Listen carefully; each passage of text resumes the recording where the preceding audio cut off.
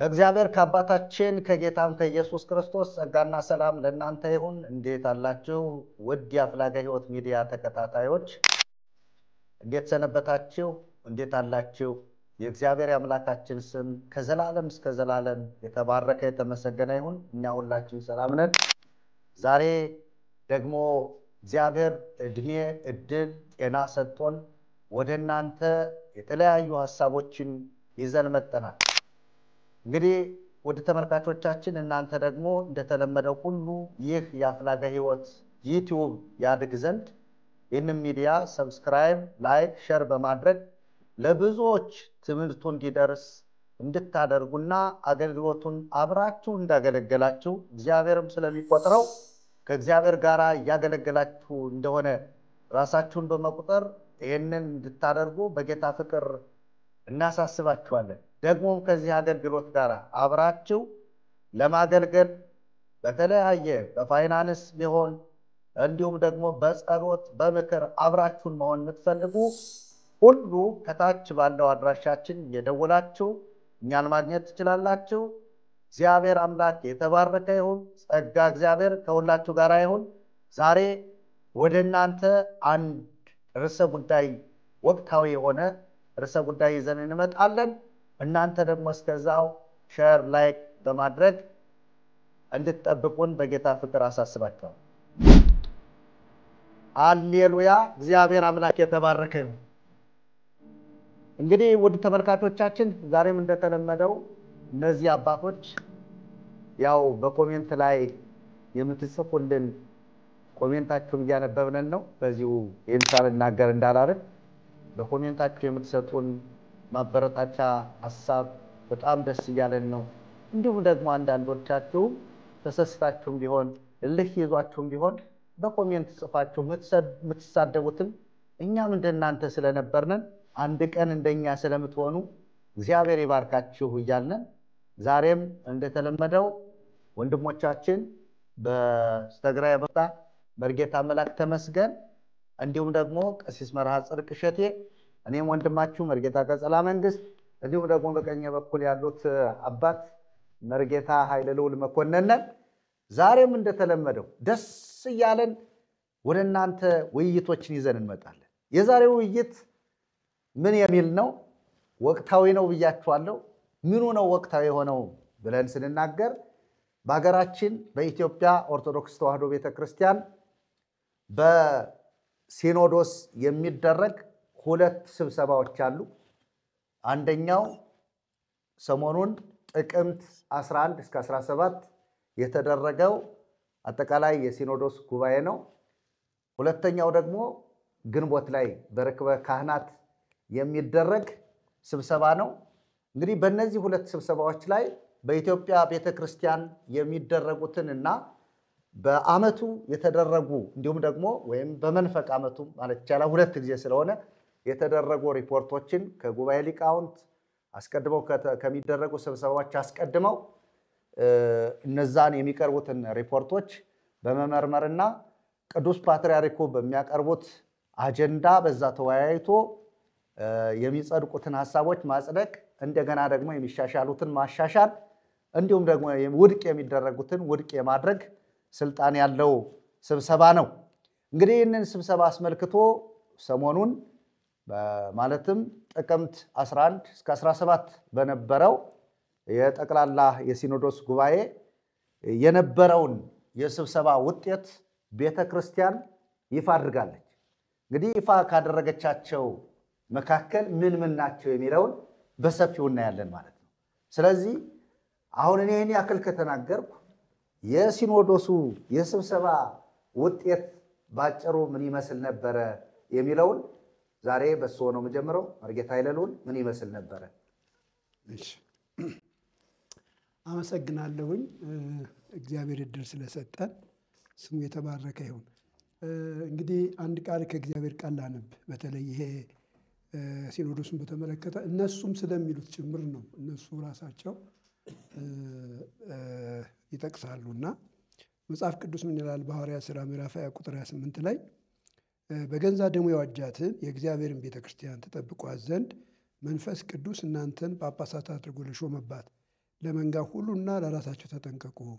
ከሄድኩ በኋላ ለመንጋው የማይራሩ ጨካኞች ተኩላዎች እንዲገቡባችሁ ደቀ መዛሙርትንም ወደ ኋላ ይስቡ ዘንድ ጠማማ ነገር የሚናገሩ ሰዎች በመካከላችሁ እንዲገቡ አውቃለሁ ይላል። እና እንግዲህ ይሄ ቃል እንደሚነግረን የጳጳሳት ቤተክርስቲያንን የመጠበቅ ኃላፊነት አለባቸው። ደግሞ ይህንን እንዲያደርጉ የሾማቸው ማን ነው? መንፈስ ቅዱስ ነው። እነሱም ይላሉ በመንፈስ ቅዱስ የተሾመው ሲኖዶስ እና በሐዋርያት ሲኖዶስ መሰረት የተቋቋመው የሐዋርያትን ሲኖዶስ መሰረት አድርጎ የሚሰራ እንደገና ደግሞ በመንፈስ ቅዱስ የሚመራው ብለው ያስቀምጣሉ። ይህ ሀሳብ በጣም ጥሩ ነው። ግን እንደዚህ ነው ወይ የሚለውን ደግሞ ያው በሂደት እናየዋለን። ግን ኃላፊነት ግን አለባቸው። እኔ በዚህ አጋጣሚ ለእነሱም ከሰሙት እንዲሰሙት የምፈልገው ይሄ ስብሰባ ይሄ ጉባኤ ቀላል ጉባኤ ሳይሆን የእግዚአብሔርን ቤተክርስቲያን ለመጠበቅ የሚደረግ ጉባኤ ነው። ምክንያቱም ጳውሎስ እንደተናገረው ጌታ ከሄደ በኋላ ለመንጋው የማይራሩ ምን ይመጣሉ ነው የሚለው? ጨካኞች ተኩላዎች፣ እንደገና ደግሞ ደቀ መዛሙርቱን ወደኋላ የሚስቡ እነዚህ እንዲገቡባቸው አውቃለሁ ይላል። እና ከዚህ የተነሳ እነዚህን መርምሮ አይቶ ቤተክርስቲያን ከእውነት ፈቀቅ እንዳትል ነው። አይ ዝም ብሎ ቤተክርስቲያን ተሳስታለች ትክክል አይደለችም የሚለውን ሳይሆን ቤተክርስቲያን ከእውነት ፈቀቅ እንዳትል ወይም የተሳሳተ ትምህርት ወደ ቤተክርስቲያን እንዳይገባ የተሳሳተ ትምህርት ወደ ቤተክርስቲያን የሚያስገቡ ሰዎች ካሉ እነሱ ለይቶ መንጥሮ የማውጣት ኃላፊነት አለበት። እና ሲኖዶሱ ይህንን ሊያደርግ ነው የተቋቋመው። ይህንን ግን እያደረገ ነው ወይ የሚለውን እኛ እናያለን። እንደተባለው ያው ጉባኤው ከጥቅምት 11 እስከ 17 ነው የተካሄደው። በዚህ ጉባኤ ውስጥ ፓትርያርኩ በሰጡት መግለጫ ጉባኤው ትልቅ ውሳኔ እንደሚጠበቅበት አመልክተው ነበር።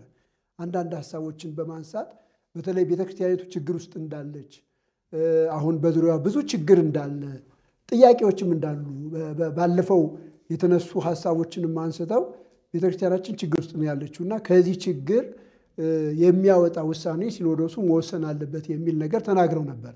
ግን ሲኖዶሱ እንደዚያ ነው ወይ የወሰነው ብዬ ነው ሳይ መጨረሻ ላይ ሲኖዶሱ የሰጠውን መግለጫ ሳይ እንደዚህ አይደለም። እንዲያውም ከዚያ ይልቅ ሲኖዶሱ ባልተገባ ነገር ነው ጊዜውን ያጠፋው። አንደኛው ወሰን ያለው ስለ ሰላም ነው። ልክ ነው፣ ሰላም ሊመለከተው ይችላል። ግን ዋና ጉዳዩ አይደለም።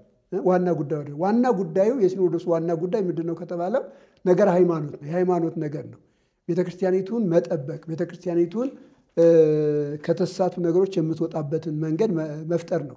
እንደምታስቡት ባለፈው በነበረው ጉባኤ የተቋቋመ የሊቃውንት ጉባኤ ነበረ እና እኔ ብዙ ነገር አቅርቦ ያኔ ቤተክርስቲያን ችግር ውስጥ ነች፣ ብዙ ችግር ገጥሟታል፣ ብዙ ነገር ተፈጥሯል ተብሏል አይደለ? ያንን አጥንቶ አቅርቦ በዚያ ላይ ተወያይቶ የሆነ ውሳኔ ይወስናል የሚል ሀሳብ ነበረኝ። ያንን አላደረገም። የሚገርመው ነገር አሁን እንኳን የወሰነው ውሳኔ ከ10 ዓመት በፊት አንድ ሰው ያቀረቡትን ነገር ነው። ለምሳሌ ገድለ ዮሐንስ ነው አይደል አሁን የተነሳው።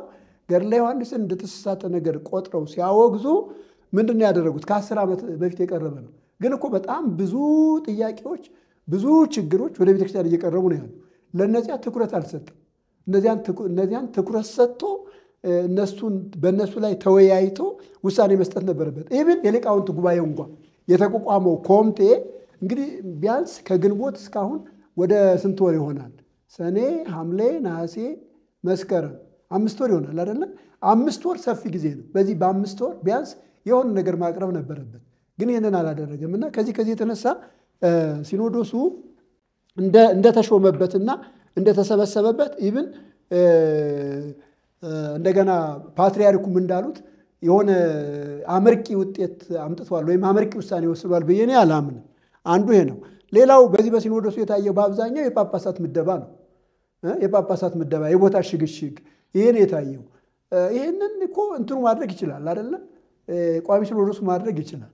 እኔ እንዲያውም በጣም ይቅርታ አድርጉልኝና የሲኖዶሱ ስብሰባ ራሱ የሚጣበበው በውስጣዊ ጉዳይ ነው። ይሄ ፋይናንስ፣ የቦታ ሽግሽግ፣ እንደገና አንዱን አስተዳዳሪ ከአንዱ ወደ አንዱ በማዛወር በዚያ ነው የተጣበበው እና ይህንን ስናይ ሲኖዶሱ የሚጠበቀውን ነገር አምጥቷል ማለት አልችልም።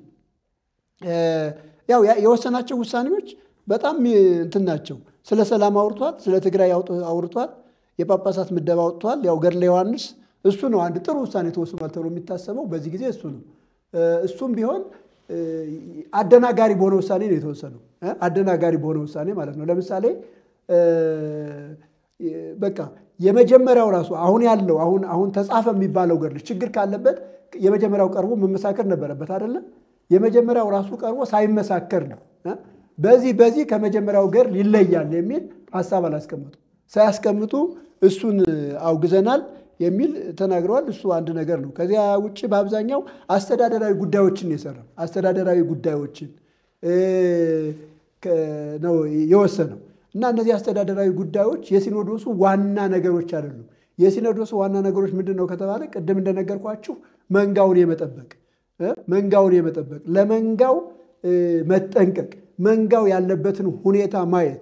ብዙ አባቶች እንደሚናገሩት የኢትዮጵያ ሲኖዶስ 44 ምናምን ዓመት አሳልፏል ነው የሚባለው። በዚህ በ44 ዓመት ለውጥ አላመጣም። በግልጽ አቡነ ኤልያስ ተናግረዋል አይደለም? በግልጽ የተናገሩት እና ያመጣው ለውጥ የለም። መሰብሰብ መበተን የሰለቻቸው ራሱ ይመስላል። የሰለቻቸው መሰብሰብ መበተን እንጂ አመርቂ የሆነ ቤተክርስቲያንን የሚጠቅም ውሳኔ ወሰነ ተብሎ አይታሰብም። እና እኔ ከዚህ አንፃር እንደው በጣም ይቅርታ አድርጉልኝ ይሄንን ስል ሲኖዶሱ የተቋቋመበትን ዓላማ ራሱ የገባው ራሱ አልመሰለኝ። እኔ እንደዚህ አይቻለሁ። ምክንያቱም ትልቅ እኮ ነው። የነፍሳት ጉዳይ ትልቅ ነገር ነው። የሰው መጥፋት ጉዳይ ትልቅ ነገር ነው። ቤተክርስቲያኒቱ የወደቀችበት ችግር ትልቅ ነገር ነው። ቤተክርስቲያኒቱ ብዙ ጊዜ እኛ ብቻ አይደለም ወይ የውጭ ያሉ ሰዎች ብቻ አይደሉም። ቤተክርስቲያኒቱ ውስጥ ያሉ ሰዎች በሙሉ እየከሰሷት ነው። ለምሳሌ አሁን ስለ ሙስና ሰምታችኋል አይደለ? ስለ ሙስና ሰምታችኋል። ስለ ሙስና በጣም ትልቅ ነገር እየተወራ ነው ያለው። ስለዚያ ሲኖዶሱ አውጥቶ ተወያይቶ በቃ ማጥፋት አለብን የሚል ውሳኔ አልወሰንም እና ሲኖዶሱ ችግር አለበት እንደሚታየው። እኔ እንደገባኝና እንደሚታየው የሆነ ራሱ ችግር ውስጥ ያለ ነው። አይደለም ቤተክርስቲያንን መጠበቅ፣ አይደለም ለቤተክርስቲያን መጠንቀቅ፣ የቤተክርስቲያንን አቅጣጫ እየተከተለ ወደ ክርስቶስ የማምጣት ወይም ስትስት የመመለስ ነገር ይቅርና ራሱ ሲኖዶሱ ከስተት ያልወጣ ነውና ከዚህ የተነሳ የሚገባ ነገር አደረገ ለማለት ከብዶኛል። ውሳኔዎችን ሳያቸው ውሳኔዎቹና የተሰበሰበበት ዓላማ አይገናኝም። የተሰበሰበበት ዓላማ ትልቅ ነው። ተሹም ያለው ብሎ የጠቀሰው ጥቅስ ትልቅ ነው። መንፈስ ቅዱስ ነው የሚመራኝ ነው ያለው። በመንፈስ ቅዱስ እንደሚመራ ነው የተናገረው። ነገር ግን በመንፈስ ቅዱስ እየተመራ አንድም ኃጢአት የሆነ ነገር ክፉ የሆነ ነገር በቤተ ክርስቲያን ውስጥ ያለውን የተሳሳተ ነገር ሲቃወም አውግዞ ሲለይ አናይም። እንደነገርኳችሁ የገድለ ዮሐንስ ጉዳይ የኖረ ጥያቄ ነው ዛሬ የተመለሰው። ቅርብ ጊዜ እኮ በጣም ብዙ ጥያቄ ቀርቧል። በጣም ብዙ ነገር ቀርቧል። ስህተት አለ፣ ችግር አለ።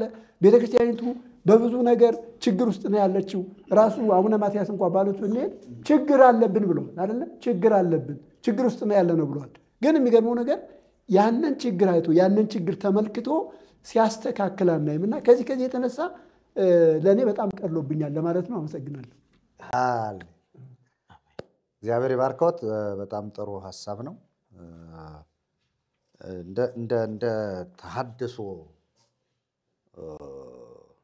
አገልግሎትም እነዚህን ጉዳዮች በጥልቅ በማየት በእግዚአብሔር ቃል በመመርመርና በመፈተሽ የጳጳሳት ዋናው ዓላማቸው ምንድን ነው? እግዚአብሔር ጳጳሳትን የሾመው ለምን ዓላማ ነው የሚለውን በሐዋርያት ሥራ ምዕራፍ 20 ቁጥር 28 ላይ ያለው ኃይለ ቃል እነሱም ያነቡታል። እንዳሉት ጉባኤ ላይ ሲጀምር ይህን ቃል ያነቡታል። ነገር ግን በዚህ ቃል መሰረት ነው ወይ ሲኖዶሱ የተሰበሰበው? መንጋው ማዕከል ያደረገ ነው ወይ? ለመንጋው በሚራራ መልኩ ነው ወይ ስብሰባው የተካሄደው ስንል እንደተባለው የሚነሱትን ስብሰባዎች ኋላ የምናያቸው ነገሮች አሉ እና እነዚህ ነገሮች ፈጽመው ከዚህ ከእግዚአብሔር ቃል የራቁ ናቸው። ለምሳሌ ለመንጋው የማይራሩ ጨካኞች የሚላቸው እነሱን ይሆን ወይንስ ደግሞ ሌሎች የሚመጡ አሉ የሚለውም ራሱ እንዳንድ ጥያቄ መነሳት አለበት። ለመንጋው የሚራሩ ኤጲስቆጶሳት መንጋውን የእግዚአብሔርን ቃል በትክክል በመመገብ በትክክል የተገለጠውን የእግዚአብሔርን ልጅ ኢየሱስ ክርስቶስን አምነው ዋናውን የእረኞችን አለቃ እሱን እንዲከተሉ በማድረግ ትልቅ ሚና መወጣት አለባቸው። እዛ ውጭ የተለያየ ሀሳብ አንስተው ለምሳሌ አሁን ስለ ሙስና ሲያነሱ ሙስናን ተቃውመው ሙስና ሲያጠፉ አላየንም። 6 ሚሊዮን፣ 5 ሚሊዮን፣ 2 ሚሊዮን፣ 4 ሚሊዮን ተቀብለው ጳጳሳት የሆኑትን በዝርዝር ያወጧቸው እነሱ ናቸው። የራሱ የቤተ ክርስቲያን ልጆች ናቸው። ስለዚህ አሁን ይህንን ታድሶ ሲያነሳው ኃጢአት፣ እነሱ ሲያነሱት ጽድቅ መሆን የለበትም። ጥያቄው በየትም ይነሳ፣ በየትም የተነሳውን ጥያቄ ተቀብሎ ይሄ ትክክል ነው አይደለም ብሎ ውሳኔ መስጠት የሲኖዶሱ ዋና ኃላፊነት ነው። ስለዚህ ሌላው መርጌታ ኃይለ ልዑል ያነሱት እንግዲህ የዛሬ 6 ወር ምናምን አካባቢ የተሰበሰበው የጉባኤ ኒቅያ ስብሰባ ቀርቦ የነበረ አጀንዳ ነበር። መጽሐፍት ይመርመሩ፣ ተመርምረው መጽሐፍት ተፈትሸው በጉባኤ ሊቃውንት ታይተው ወደ ሲኖዶስ ቀርበው የሚስተካከሉ መጽሐፍት ይስተካከሉ የሚል ሐሳብ ተሰጥቶ ነበር። አጀንዳ አስይዘው ነበር። ይህን ጉዳይ ዓላማቸውም ይህ ነበረ። ነገር ግን ያመጡት መጽሐፍ ተመረመረ የተባለ አንድ መጽሐፍ ነው። እሱም ደግሞ ተመርምሮ ታውቋል የተባለ መጽሐፍ አንድ መጽሐፍ ብቻ ነው። መሰሎች የሉትም ወይ ወንድሞች የሉትም ወይ የሚለውንም ጥያቄ በደንብ የምናነሳው ሐሳብ ይሆናል ማለት ነው። እንግዲህ አሁን ደግሞ ቀጥታም ሄደው ወደ መርጌታ መላክ ነው። መርጌታ መላክም በዚህ ጉዳይ ላይ ምናልባትም በስብሰባው የተከናወኑ ውጤቶች አሉ። ከውጤቶች መካከል እንግዲህ ያው መርጌታ ኃይለ ልዑል ተመሳሳይ ነው። የእሱንም እይታ ለማየት ጭምር ነው። ለምን መሰላችሁ? ለተመልካቾቻችን በደንብ በሚገባቸው መልኩ እኛም ደግሞ እርገጥ አድርገን ማስረዳት ስላለብን ነው። ስለዚህ ውጤቶች አሉ ወይ? አሁን ደስ የሚያሰኙ ውጤቶች አሉ ወይ? ነውስ ደግሞ ምንም አይነት ደስ የሚያሰኝ ውጤት የለም፣ እንዲሁ ዝም ብሎ እንደነበረ ነው፣ ተከድኖ ይብሰል ነው የሚል ነው ወይንስ ደግሞ እንዴት ነው? ውጤት አይተዋል ወይ የሚለውን እስኪ እሱ ደግሞ ካለ አለ ይበሉን፣ ከሌለ ደግሞ እንግዲህ የለም ብለው ይቀጥሉ። እንግዲህ እግዚአብሔር አምላካችን የተባረከ ይሁን፣ እግዚአብሔር ይመስገን። እንግዲህ ዛሬም ደግሞ በእንዲህ አይነት መንገድ በእንዲህ አይነት ሐሳብ ላይ እንድንወያይ እግዚአብሔር እድሉን ስለሰጠን እግዚአብሔር ይመስገን። እንግዲህ መምህር ኃይለ ልዑል ቅድም ያነሱት ሐሳብ ያው እንግዲህ ሲኖዶሱን አጠቃላይ በተመለከተ ነውና እሳቸው ያዩትን የተገነዘቡትን በተለያየ መንገድ ያዩትና የሰሙትን አጠር ባለ መንገድ ያስቀምጠዋል። እኔም ብዙ ነገሮችን ብናይም ግን በጣም የሚገርመው ነገር አጀንዳ ተሰጥቶት ሲኖዶሱ የተሰጠውን አጀንዳ ቀይሮ ሌላ ስራ ሲሰራ ነው ያየሁት እኔ ማለት ነው። የተሰጠው አጀንዳ በመግቢያው የተሰጠው አጀንዳ በጣም የሚገራርም አጀንዳ ተሰጥቶት ያንን ሁሉ አጀንዳ ግን ይፋ ሲያወጣው አናይም። እንደውም አጀንዳ ያልተሰጠው ነገር ሲሰራ ነው የምንመለከተው ማለት ነው። እና አንደኛ ሲኖዶሱ ለምንድነው አጀንዳውን ተቀብሎ አጀንዳውን ማስፈጸም ያቃተው? ለምንድነው በሚነሱ አጀንዳዎች ላይ ውሳኔ መወሰን ያቃተው የሚል ሐሳብ በጣም ብዙ ቆሜ እንዳስብ አድርጎኛል። መደምደሚያ የሚሰጠው ሌላ ሐሳብ ነው፣ መግቢያ ሌላ ሐሳብ ነው። መሃል ላይ ያለውን ነገር ደግሞ ተቀደም እንዳሉት እሱ ተከድኖ ይብሰል ነው። ተከድኖ ይብሰል የሚል መሃል እንደዚህ ያለው እና አጀንዳ ይነገራቸዋል፣ አጀንዳ ይሰጣቸዋል። የተሰጣቸውን አጀንዳ ተከትለን ስናዳምጥ ስንከታተል ፍጻሜው ሌላ ሆኖ በሌላ ነገር ተቋጭቶ ነው የምንመለከተውና በጣም ይሄ ሲኖዶሱ አደጋ ላይ ያለ መሆኑን ለውሳኔ ያልበቃ መሆኑን ውሳኔ መስጠት የማይችል ስልጣኑን ያልተጠቀመ እንዲሁ ለመሟሟቅ ዝም ብሎ ተሰብስቦ ለመበተን እንዳሉት ራሳቸውን ጳጳሳት እየተናገሩ ነው ያሉት እና እንደዚህ አይነት ነገር ነው። ሌላው እንግዲህ እንደው እኔ ወዳየሁት ነገር ስመጣ ትልቅ ጎልቶ የወጣ ነገር ሁሉ ጊዜም በተሐድሶ በኩል የሚነገር ሐሳብ አለ። ቤተክርስቲያኒቱ በተለያየ ሙስና ተበክላለች፣ ቤተክርስቲያኒቱ በሙስና ውስጥ ነው ተዘፍቃለች፣ ተነክራለች፣ ከሙስና ልትወጣ አልቻለች የሚለውን ሐሳብ እነሱ እንኳን ተቀብለው እሺ ብለው ለማስተካከል እርምታ ባይወስዱም ግን ነገርየው ፈንድቶ ጉድ ወጥቶ ሲነገር አይተናል። ለምሳሌ ስልጣን በሙስና፣ ክህነት በሙስና፣ ጵጵስና በሙስና ኤጲስቆጶስነት በሙስና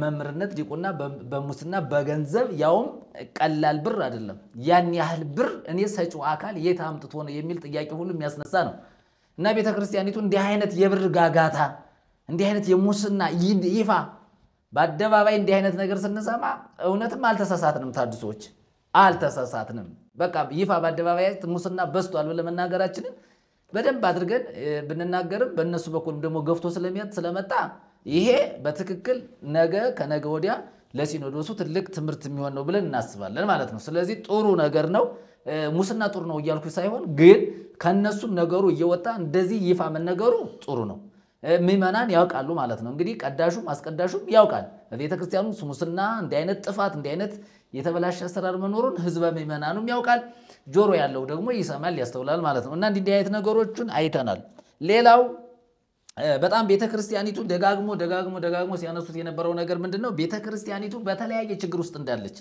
ተዘፍቃን ያለች ይችን ቤተክርስቲያን እንዴት እናውጣት የሚል በጣም ጥልቅ የሆነ ሐሳብ በጳጳሳቱ በኩል ሲነገር እናያለን ግን ሲኖዶሱ ደግሞ ተቀብሎ ይሄ ችግር መስተካከል አለበት የሚል አጀንዳ ሲያስፈጽም አናይም ሌላው ትልቁ ችግር ሁሉ ጊዜ ለምእመናን ግድ የላቸው አሁን መነሳት ያለበት ነገር ለመዳን ለመጽደቅ ለመንግስተ ሰማያት ለእግዚአብሔር መንግስት ለእግዚአብሔር ክብር ወደ ክርስቶስ እንዲመጣ ከድግድግ ጨለማ ከመጥፎ ስራ ከብልሹ አሰራር እንዲወጣ ወንጌል የለውም ስፍራ እዚያ ቦታ ላይ እኔም በትክክል እንዳየሁት ምእመናን የሚያነሱት ጥያቄ የህዝቡ ጥያቄ ይፋ ህዝቡ ጠይቋል ምን እናድርግ የሚለውን ሐሳብ የመዳን ጉዳይ የጽድቅ ጉዳይ የዘላለም ሕይወት ጉዳይ ምናልባት ህዝቡም አልጠየቀም አሁን ጥያቄማ እኮ አለ መርጌታ ለምን መሰለው ጥያቄው አጀንዳው ላይ አይተውት ከሆነ እንግዲህ አንዱ አጀንዳ የገድለ ዮሐንስ እርምት አይደል አንዱ ትልቁ ችግር ይሄ ስህተት አለበት ተብሎ ማለት ነው ይሄ ስህተት ነው ከቤተክርስቲያን አስተምሮ ውጪ ነው ቤተክርስቲያንን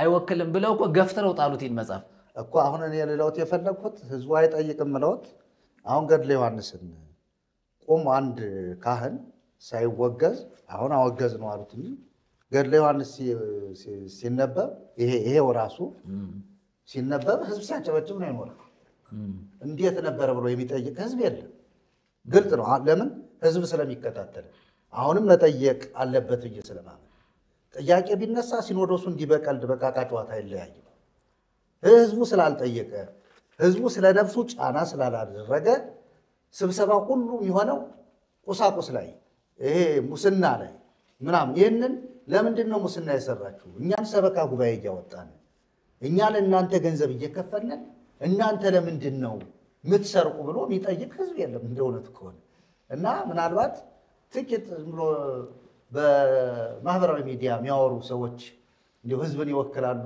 የሚለውን ካልወሰድን በቀር ህዝቡ ግን ለሁሉም አጨብጫቢ ለሁሉም የድፋህ ለሚለው ያጨበጭብ እና እሱን እንድናየው ብዬ ድፋህ ምንም ይበል በቃ ጭብጨባ ነው ህዝቡ እኔ በጣም ይገርመኛል እና ለሳቸው ነገሮች አሉ ይቀጥሉሽ ያው ራሱ ሲኖዶሱ ህዝቡን ስለሚወክል ይቀጥሉስ አዎ ልክ ነው አንግል ማለት ነው የስተት አስተምሮ እንዳለኮ በጣም በብዙ መንገድ ሰዎች ቢረዱ ግን ጥያቄ ቢያቀርቡ አንቅድም እንዳነሳ ነው ሲኖዶሱ ሐሳብ ተቀብሎ የማስተናገድ ችግር አለበት እንጂ ጥያቄ አልነሳብኮ ብሎ አይደለም በብዙ መንገድ ጥያቄ እኮ ራሳቸው ማጀንዳ አድርገው ያስቀመጧቸው ነገሮች እኮ መዘርዘር እንችላለን ለምሳሌ አባ ማቴያስ ራሱ መግቢያው ላይ የሰጡት ሐሳብ የወንጌል ችግር እንዳለኮ ወንጌል እንዳልተሰበከ መድረኩ በወንጌል እንዳልተሸፈነ ምእመናን እየተዘረፉ ነው ምእመናን እየሄዱብን ነው ባዷችንን እየቀረ ነው ብለው እኮ አስቀምጠዋል ጥያቄ አለኮ ጥያቄውን ግን ሲኖዶሱ አላስተካከለም ነው አልተቀበለም ለምሳሌ ምእመናን ተዘርፈውብናል ወንጌል እንስበክ የሚል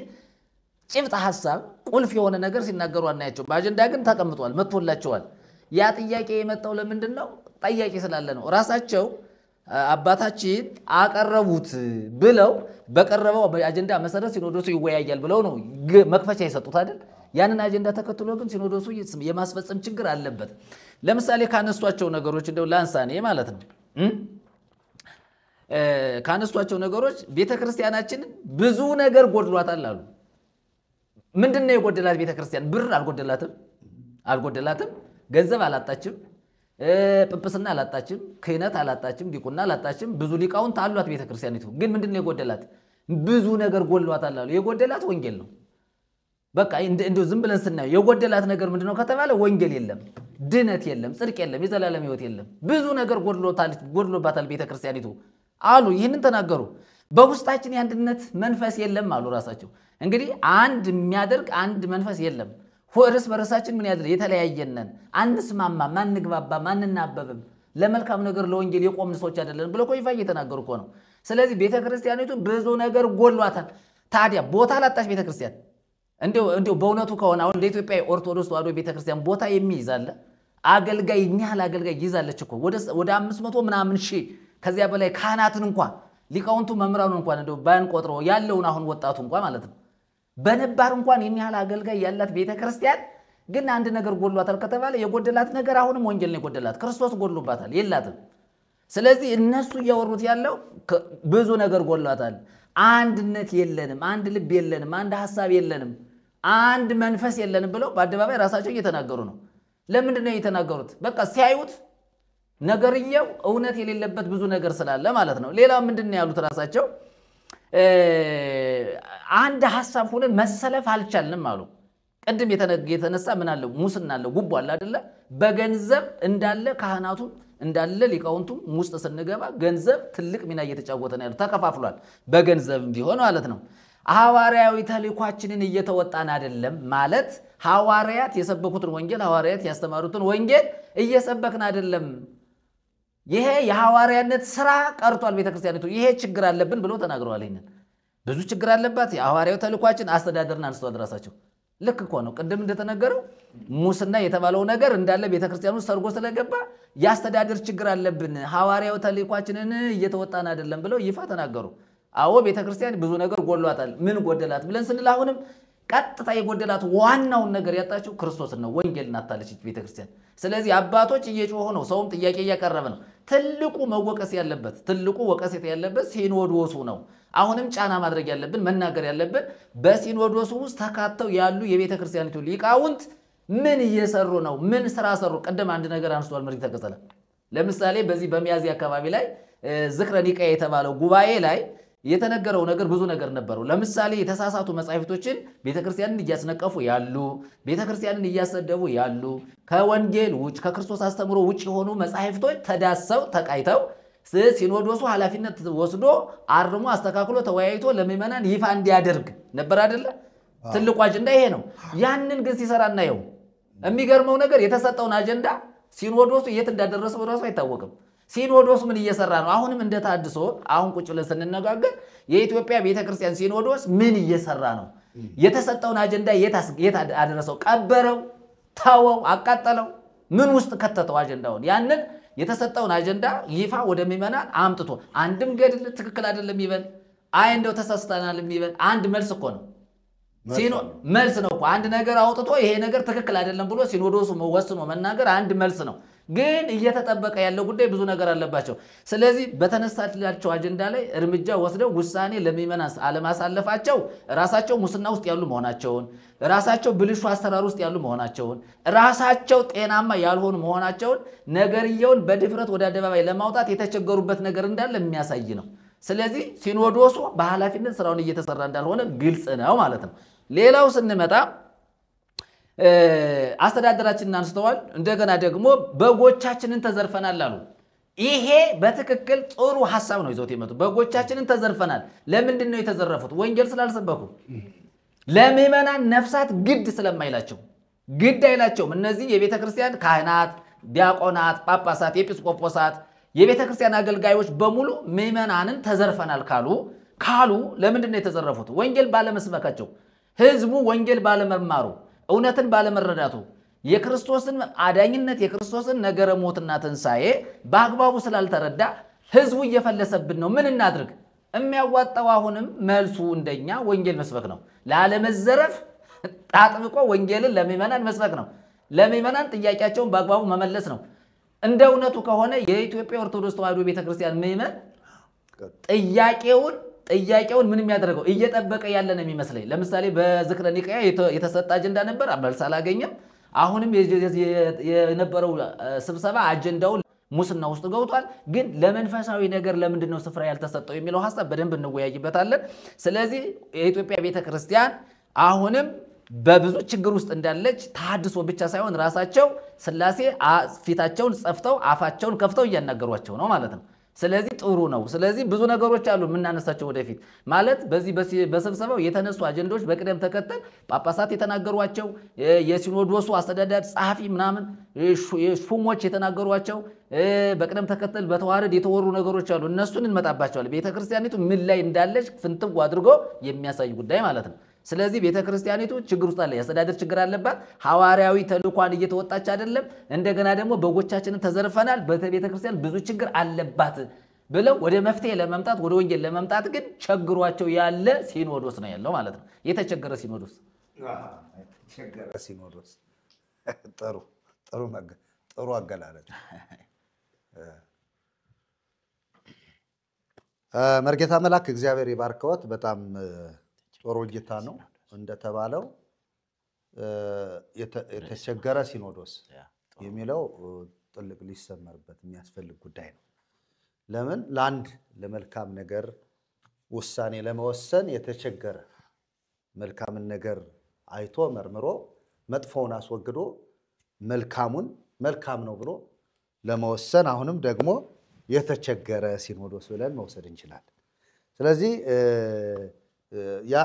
መርጌታ መላክ ያዩዋቸው እይታዎች ብዙ ችግር እንዳለ ብፁዕ ወቅዱስ አባታችን ከመግቢያቸው የተናገሩትን ተናግረዋል። እኔም ሰምቻለሁ። እሳቸው ናቸው እንግዲህ የመክፈቻ ንግግር ያደረጉት። እዛ መካከል ላይ ብዙ ችግር ይላል።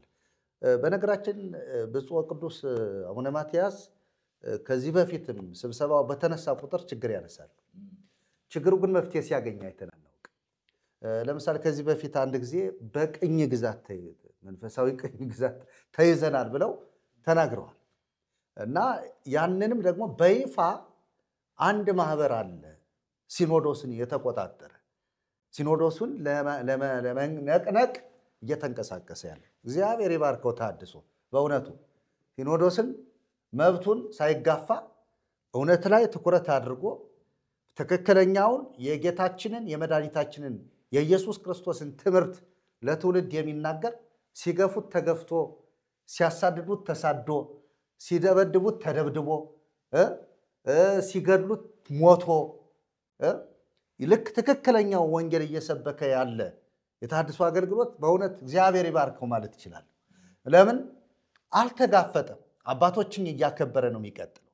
አባቶች እንዲያስተካክሉ ነው እየተናገረ የሚቀጥለውና ያ የቅኝ ገዢ አሁንም አለ ማለት ነው። እሱ ነው የሚያስፈራራው። አሁን ለምሳሌ ሰሞኑን በወጣው በሙስናው ላይ እንዲያውም እነሱ ሆን ብለው ያወጡት ነው እየተባለ እየተነገረ ነው ቅኝ ገዢዎች እና እሱም አንድ ትልቅ ችግር ፈጥሯል ማለት ይቻላል። ለምን አባቶች በተሳሳቱ ቁጥር አሁን አንድ ገድል ተነካ ብለው ምናልባትም በዛ ላይ ያቀነቀኑ አባቶችን ትንሽ ቆንጠጥ ለማድረግ አቡነ ገሌ ይሄን ያክል ብር አቡነ ገሌ ይሄን ያክል ብር አስገብተው ነው የተሾሙ የሚል እንትን ያነሳሉ። በዛ ውስጥ ላይ ነገሩ ይደፋፈንና ለምሳሌ ኋላ የምናነሳው አንድ መጽሐፍ አለ ማን እንደጻፈው ጭምር አንስተን የምናወራው ማለት ነው። በዛ ነገሩ ተድፈስፍሶ እንዲያልፍ የሆነ እንክርዳድ ከስንዴ ጋር ተቀላቆ እንዲያልፍ የማድረግ ጥረት የሚያደርጉ ሰዎች ናቸውና ይህንን ብፁዕ ቅዱስ አባታችን አቡነ ማትያስ ብዙ ጊዜ የሚያነሱት ጉዳይ ነው። ግን እስካሁን ድረስ ይልቅ ክፍተቱ እየሰፋ እንጂ እየጠበበ ያልሄደ ሲኖዶስ እንደሆነ እያየነን ነው። መከፋፈል ሁሉ ያለበት አንዱ የሰጠውን መግለጫ ሌላኛው በሌላ አንግል የሚሰጥበት፣ አንዱ ማህበራዊ ሚዲያ ላይ ቀርቦ የሚናገረውን አንዱ የሚያፈርስበት። ለምሳሌ አሁን ገድልና ድርሳን ማርያምን እግዚአብሔርን ክደህ ማርያምን ካመንክ በፍጹም አትኮነን የሚል አስተማሪ አለ እኮ። ገድለ ዮሐንስ እዚያ ያበለጠ መቼ በኋላ እንዳይዋለን እንጂ ምን አለ ገድለ ዮሐንስ? ማርያም እግዚአብሔርን ክደህ ማርያምን ብታምን መንግስተ ሰማያት ትወርሳለህ። ይሄ ትክክለኛ ነው፣ ጽድቅ ነው። እግዚአብሔርን ክደህ እኮ ያለ እግዚአብሔር ከተካደ እኮ በቃ ተካደ ነው። ስለዚህ እንዲህ አይነት ትምህርቶችን ጭምር ማየት አልቻሉም አባቶች ለማለት ነው። ሌላው ሐዋርያዊ ተልእኮ የሚሉት በጣም ትልቁ ውሳኔ እሱ ነው። ሐዋርያዊ ተልእኮ ቅድም የተነበበው ቃል ሐዋርያት ከእግዚአብሔር መንፈስ ቅዱስ የተቀበሉትን አደራ ለሙሽራው ከመንፈስ ቅዱስ ጋር ሆነው እስኪያስረክቡ ድረስ አባቶች መንጋውን መጠበቅ መንከባከብ አለባቸው። የሚንከባከቡት እንጀራ በማብላት አይደለም፣ ገንዘብ በመስጠት አይደለም፣ የእግዚአብሔርን ቃል በመመገብ ሰዎችን ወደ እግዚአብሔር መንፈስ እንዲቀርቡና በእግዚአብሔር መንፈስ እየጸለዩ ሙሽራው እንዲጠብቁ ማድረግ ነው። ስለዚህ እነዚህ አባቶች ሲጀመር ከምዕመናኑ የራቁ ናቸው። ለዚህ ነው ምዕመናኑም ጥያቄ ማያነሳው አባቶችም ለጥያቄ ሲመልሱ ማናየው ምዕመናንና አባቶች የተራራቁ ናቸው። በጣም ሰፊ ርቀት አለ በእነሱና በእነሱ መካከል። ቀርበው አይዋየው ካውንሰሊንግ የሚያደርግ የለም። እንትን ይሄ አሁን በጋብቻ ጉዳይ እንኳን ቀርቦ የሚያዋይ የለም። ፍቺ የበዛ ነው። ብዙ ነገሮች የተበለሻሹ ናቸው። ይሄ የአባቶች ያላስተዋሉትና መልስ ያልሰጡት ችግር ነው ለማለት ነው። ሌላው መንጋ ተዘርፈናል ነው። በጎቻችንን ተዘርፈናል ነው። ሲጀመር ያላስተማረ ቀደም እንዳልነው ጨካኞች ለመንጋው የማይራሩ ምናምን የሚለው ብቻ አይደለም፣ ለመንጋው የሚራሩ ናቸው ወደዛ እየገቡ መንጋ እየዘረፉ ያሉት። ይሄ ደግሞ ወደ ማን ማፍለስ ነው? ወደ ፍቅሩ ልጅ መንግስት፣ ወደ ክርስቶስ ኢየሱስ ወደ እግዚአብሔር ልጅ መንግስት ማፍለስ ነው። ስለዚህ እነዚህ የፈለሱ ሰዎች ወይም እነሱ መንጋ ያሏቸው በጎች ያሏቸው ወደ ትክክለኛ እውነት ነው የፈለሱ ብዬ ነው ወስደው። ምናልባት የሰለሙ ሊኖሩ ይችላሉ። እሱ ደግሞ የባሰ ሌላ ገሃነም ነው። ግን ወደ ጌታ የመጡ ከሆኑ እግዚአብሔር ረድቷቸዋል። አሁን የኦርቶዶክስ ምዕመን የት እንደሚሄድ አታውቀው። ግማሹ ሊሰልም ይችላል፣ ግማሹ ጆባ ሊሆን ይችላል፣ ግማሹ ወደ ጴንጤ ሊሄድ ይችላል፣ ግማሹ ደግሞ ሃይማኖት የለሽም ሊሆን ይችላል። እረኛ የሌለው በግ እኮ በቃ ያገኘው ነው የሚነጥቀው። ያገኘው ነው የሚነጥቀውና የት እንደገባ አይታወቅም ማለት ነው። ትክክል ነው። ታይ እኔም ወደ ክርስቶስ የመጡ የታደሉ ናቸው። ወደ ትክክለኛው የወንጌል እምነት የመጡ ሰዎች የታደሉ ናቸው። ነገር ግን ደግሞ አሁንም ከዛ ወጣው እስልምና ይሻለኛል ያለ ደግሞ የባሰ ነው። ከእሳት ወደ እሳት ነው። ስለዚህ እሱን ምናልባት እነሱ በጥቅሉ ነው የገለጡት። ይህን ያክል በጥናት ይህን ያክል ህዝብ ወደ ሙስሊም፣ ይህን ያክል ወደ ጆሆባ፣ ይህን ያክል ወደ ፕሮቴስታንት፣ ይህን ያክል ወደዚህ ሄዶብናል ሳይሉ በጥቅልል ነው የገለጡት። ጥቅልሉን እንቀበልና ለምን ተበተኑ ነው? ስላላስተማሩ። ለምን ተበተኑ ነው? ስላልጠበቋቸው። ለምን ተበተኑ ነው? በደንብ አቅርበው ችግራቸውን ስላልተረዷቸው ነው። ጳጳስን እኮ ሄደው ምናልባት ልብሱን ለመልካት እንኳን አንድ ምዕመን በጣም ነው የሚቸገረው። እንኳን ቀርቦ ትምህርት ጠይቆ ሊማር ከአንድ ጳጳስ እና ይሄ መቀራረብ የሚባል ኢየሱስን ይወትላችሁ ድሆች ሁሉ ይጋፉና ሃሌሉያ ይነኩት ነበር፣ ይፈወሱ ነበር። ታዲያ የኢየሱስን ወንጌል የያዘች ቤተክርስቲያን እንዴት ነው መሪዎች ርቀው መንጋው ደግሞ ዝም ብሎ ርቆ እንዴት ሆኖ ማምለጥ ይቻላል? እና ቄሴ ወደሱ ለመጣል ስለዚህ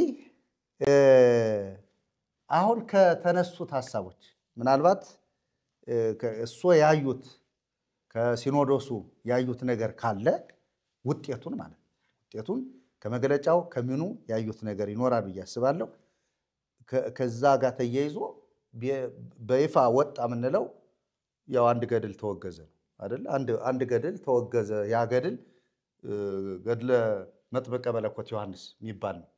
እሱ ተወገዘ ተብሏል። የሱ ሙግዘት እንዴት ነው? እሱን ሁላችንም እናወራበት መሆን አለበት። ምን ስለሆነ ነው? እሱ ብቻ ነው ወይ ችግር ያለበት? ምንድነው ይሄ ገድል የተፈረደበት? ወይንስ ደግሞ ሌላ ችግር ይኖራል ወይ?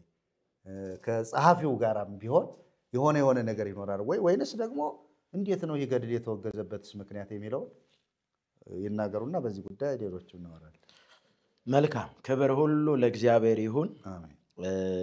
በተነሳው ሐሳብ ውስጥ የእግዚአብሔርን መንግስት የምታገለግለዋ ቤተክርስቲያን በኢትዮጵያ ኦርቶዶክስ ተዋሕዶ ቤተክርስቲያን በዓመት 2 ጊዜ በሚደረገው የሊቃነ ጳጳሳት ስብሰባ በ2018 ቤተክርስቲያኒቱ ውስጥ የምትገለገልበትን ንዋየ ቅዱሳት መጻሕፍት በተመለከተ እንዲታረም በተደረገው ጥናትና ባዕድ የሆኑ ነገሮች ከእግዚአብሔር ቃል ውጪ የሆኑትን ለማስወገድ የመጀመሪያውን ሐሳብ አጀንዳ አድርገው ማቅረባቸው ይህ ትልቅ ነገር አለው። ምክንያቱም ለምንድነው ስንል ምንን ያመለክታል ስንል ደጋግመው እነርሱም እንደተናገሩት ብፁዕ ወቅዱስ አቡነ ማትያስ ደጋግመው ለሊቃውንቱ ለሊቃነ ጳጳሳት ያቀረቡት የቤተ ክርስቲያኗ ችግር ብለው ከባድ አደጋ ላይ እንዳለች ምዕመኖቿ በተለያየ ችግር ውስጥ በተለያየ መንከራተት ውስጥ እንዳለ አጽንኦት ሰጥተው አቅርበዋል። ይህም ምንን ያመለክታል ስንል አንድ ንቅናቄ እንዳለ አንድ ሊስተካከል የሚገባው ነገር እንዳለ የሚያመለክት ነው። ብፁዓን አባቶች ለእግዚአብሔር መንግስት ወንጌልና ለእግዚአብሔር ሕዝብ ባላደራ እንደመሆናቸው ለእግዚአብሔር ቤተክርስቲያን ለእግዚአብሔር ሕዝብ ብፁዓን አባቶቻችን ባላደራ እንደመሆናቸው ሕዝብ ይጠበቅ ዘንድ ቤተክርስቲያን ትጠበቅ ዘንድ ከእግዚአብሔር የተሰጣቸውን አደራ እየተወጡ ነው ወይ በሚለው በተደረገው ስብሰባ ትኩረት የተደረገበት የትኛው ነበረ ብለን እንደ ባለ አእምሮ ነገሩን ስንመዝን ትኩረት የተደረገበትን በተሰጠው መግለጫ ግልጽ ያለ ነው። ለምዕመኑ፣ ለሰሚው፣ ለተመልካቹ የቀረበው ሪፖርት ስለምን ነበረ ስንል አብዛኛውን ስለ ፐርሰንት ከ130 ስለሚከፈለው ስለተገኘው ገንዘብ እንጂ ምዕመኖቿን ህዝቦቿን ያማከለ ሪፖርት አልሰማን። ምክንያቱም ከየሀገረ ስብከቱ ምን ያህል ፐርሰንት አስገቡ የሚለው ምን ያህል ገንዘብ አመጡ የሚለው ግን ጎልቶ ሲነገር ጎልቶ ሪፖርቱ ሲቀርብ ተመልክተናል። ወንጌል ተሰብኮ ይህን ያህል ምዕመናን ወደ ክርስትና መጣ የሚል ግን ብዙ አልሰማን። ይህ ትኩረቷ ቤተክርስቲያኗም የቤተክርስቲያኗ አገልጋዮች ብፁዓን አባቶች፣ ጳጳሳት፣ ካህናት፣ መርጌቶች፣ ዲያቆናት ትኩረታቸው ምን ላይ ነው ሲባል ጎልቶ ይነገር የነበረው ስለ ሙስናና ስለ ዝውውር ቤተክርስቲያኒቷ አገልጋዮችን ለመቅጠር የምታወጣውን መስፈርት ወይም ደግሞ ምን ያህል መክፈል እንዳለበት እነዛ ነገሮች እንደ ቤተክርስቲያን እንደ መንፈሳዊ አገልግሎት ሳይሆን እንደ ዓለማዊ የመንግስት መስሪያ ቤት የተለያዩ ነገሮች የሚሰሙት በስፋት በቤተክርስቲያን ውስጥ በቤተክርስቲያን አገልጋዮች ዘንድ ነው። ይህም ሲኖዶስ ላይ ስለ ሙስና ተወርቷል የለም እኮ አልተወራም እኮ ሲኖዶሱ ሙሰኛ ነው ተብሎ እየተነገረ ያለው በውጭ ነው። ሲኖዶሱ ግን ምንም አላለም። ስለዚህ እና ቅድም መላክ እንዳለው ሲኖዶሱ ምን ውስጥ ነው ያለው? ሙስና ውስጥ ነው ያለው ማለት ነው። አዎ ያን ልክ ነው። ለምንድነው ስንል እንግዲህ አሁን ይሄንን ማለት የፈለኩት ቤተክርስቲያኗ ተልእኮዋን በመተው ችግሮቿን ታነሳለች እንጂ ችግሮቹን በዝርዝር ለመፍታት የሄደችበት ምንም አይነት ተግባር የለም። ለመፍታት ችግሮቿ ቤተክርስቲያኒቱ ችግር ላይ ናት ከተባለ ችግሩን ለመፍታት ነው አይደል ስብሰባ የሚደረገው፣ ውይይት የሚደረገው፣ ሪፖርት የሚቀርበው፣ የተከናወነው ይሄ ነው፣ የገጠመው ተግዳሮት ያለው ችግር ይሄ ነው ብሎ ችግር ለመፍታት ነው። ነገር ግን በውጪ የሚወራውንም ሆነ በውስጥ ያለውን ለመፍታት የተደረገው ስብሰባ ምንድነው ይዞት የወጣው ውጤት ስንል በመግለጫው የተሰጠው ነው። እውነታው ያ ነው ወይ አይደለም ተዳፍኗል ነው። እንግዲህ መጋረጃ ስላለ ያ መጋረጃ ብዙ ነገሩን ጋርዶ መቅረብ የሌለበት ነገር ነው እየቀረበ ያለው። አንድ ያ ነው።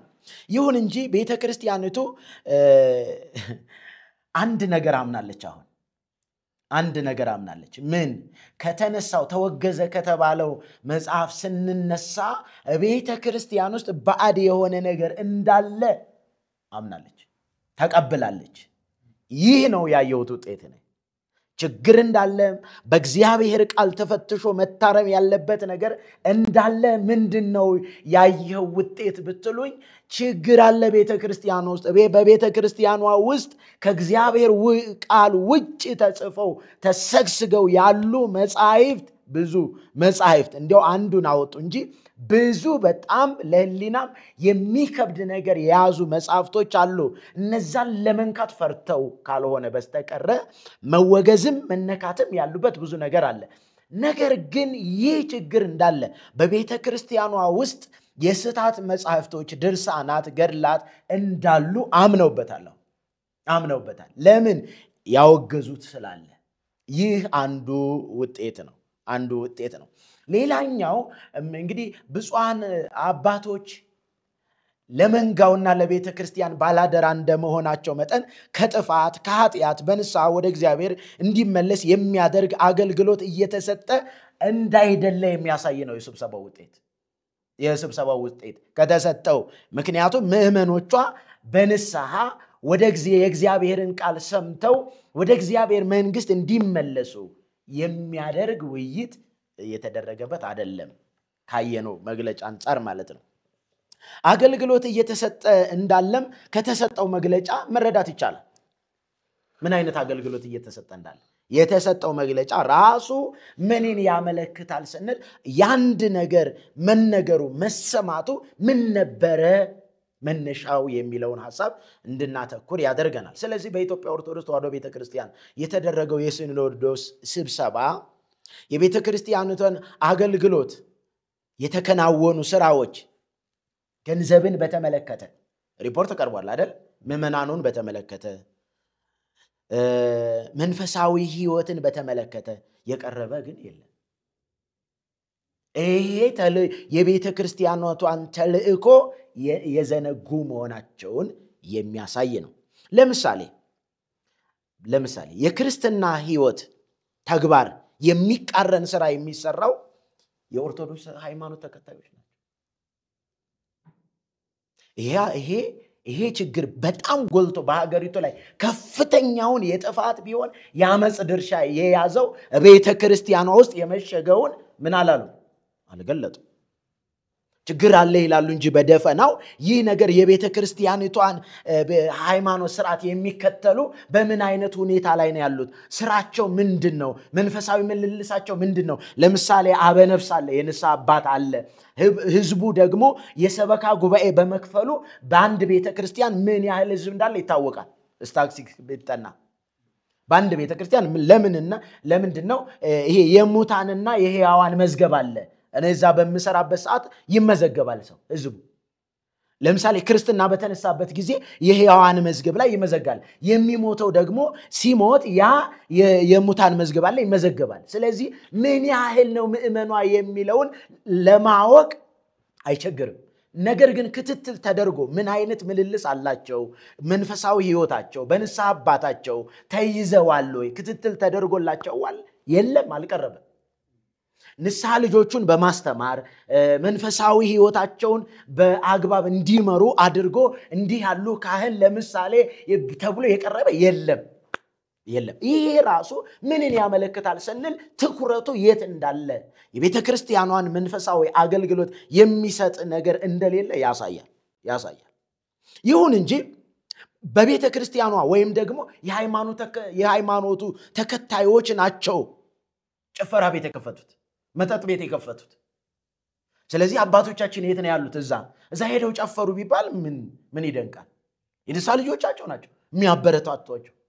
ሄደው የሚጠጡበት ሄደው እንደፈለጋቸው የሚሆኑበት ስለሆነ ያንን ተከታትለው ይህ ከመንፈሳዊ ህይወት አንፃር ከክርስትና አንፃር ተገቢ አይደለም። ስራ መስራት ተገቢ ቢሆንም ግን መስራት ያለብን አንድ ሰው መንፈሳዊ የሆነ ሰው ተገቢ የሆነ ስራ መስራት አለበት፣ መነገድ አለበት፣ ማረስ አለበት። ግን ከኃጢአት ነፃ የሆነ ስራ መስራት አለበት። ሙስና ይነሳል በውጪ፣ እዛ ግን ተዳፍኗል። ተዳፍኗል። ለምሳሌ የቤተክርስቲያኒቱ አገልጋዮች ከቦታ ቦታ አስተዳዳሪዎች ሲዘዋወሩ ከፍለው ነው የሚዘዋወሩት። አንድ ዲያቆን ሲቀጠር ከፍለው ነው የሚቀጠረው። አንድ መርጌታ ወደዛ ሙያውን ተምሮ 20 ዓመት 15 ዓመት ተምሮ ቤተክርስቲያኒቷን ለማገልገል ሲመጣ ክፍያ ይጠየቃል። እድሜ ዘመኑን የኖረው በልመና ሲማር ቆይቶ መጥቶ ቤተክርስቲያኗን ላገልግል ሲል የመቀጠሪያ መስፈርቱ ክፍያ አለው። ይሄ መንፈሳዊም እንዳይደለ የሚያሳይ ነው። ይሄ ራሱ አንድ ችግር ነው። እነዚህ ችግሮች ግን አልተነሱም ነው ከስብሰባው። እነዚህ ችግሮች ምን አልተነሱም ነው። ከዚህ አንፃር እንግዲህ ያየው ውጤት ታዲያ ምንድነው ስትሉኝ ቤተክርስቲያኒቷ በውስጧ ከባድ ችግሮች፣ የተዳፈኑ ነገሮች ምዕመኗን የሚያርቅ ወደ ሌላ እንዲሄዱ ከሃይማኖት እንዲረቁ የሚያደርጉ ተግባሮች እንጂ ያለው ወደ ቤተ ክርስቲያን የሚያቀርብ ምዕመኖቿን የሚይዝ ሐሳብ ተነስቶ ለአጀንዳ ይቅረብ እንጂ ተግባር ላይ ግን አልዋለም። አንድ ነገር ግን በጣም ያሰመርኩበት ሐሳብ ምንድነው? በቤተ ክርስቲያኗት የስህተት መጻሕፍትና ባዕድ የሆኑ ነገሮች እንዳለበት አምና በአደባባይ መግለጡ ተሐድሶ እንደሚያስፈልገት ይሄ እርግጠኛ ለተሐድሶ አገልጋዮች በጣም ትልቅ ግብረ መልስ ነው ብዬ ተመልክቻለሁ። አመሰግናለሁ። በጣም ጥሩ ቀሲስ፣ ጥሩ እይታ ነው። እሱም ያዩት እንግዲህ ምንድነው አሁን ነፃ እይታችንን በሲኖዶሱ የተደረገውን የስብሰባውን ውጤት ያንዳንዳችን መናገር ስላለብን በጥሩ ሁኔታ ይተውታል። እሱም አንድ ነገር አለ። በጣም ባለፈውም አንስተነዋል ሆነ ቦታ ላይ እዚህ ካስተማርነው ትምህርት አንድ ከተሰጠው መግለጫ አንዱ ያልተለመደ በቤተ ክርስቲያን ውስጥ ያለ በቅኔ ማህሌት ውስጥ ያለ እንቅስቃሴ ከበሮ ተሸክሞ መጨፈር የሚል አንስተዋል። በነገራችን ላይ ይህን ስናገር ይቅርታ አድርጉልኝ እና የእመቤቴ ቴነሽ መዝፈን የጊዮርጊስም ዘፈን ብንበለው መዝሙር መዘመር ሁለቱም ተመሳሳይ ነው። ለምሳሌ በተለይ በዘመነ ጽጌ የሚደረገው የጭፈራ የዝልያን ነገር ስታዩት አይታችሁት ኮኖ ወረቡን እንትሩን አመላለሱ ማርያም ለጊዮርጊስ ቀጸላ መንግስቱ በቃ ይቺ ትሸበሸባለች፣ በዚህ ይጨፍራል። ትርጉሙ ምንድነው?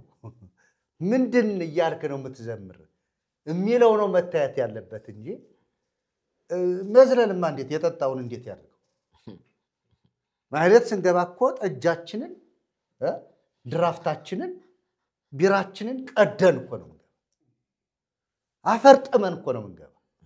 ይሄ ሰውዬ በጠጅ በቢራ እና በሌሎች አልኮል መጠጦች አእምሮውን ከሚያበለጽግ ይልቅ በእግዚአብሔር ቃል ቅድም እሱ እንዳለ ሲጀመር ንስሐ አባት ንስሐ ልጆቹ የሚያስተምር ወይም ነፍስ አባት መጀመሪያ እሱ የተማረ መሆን አለበት።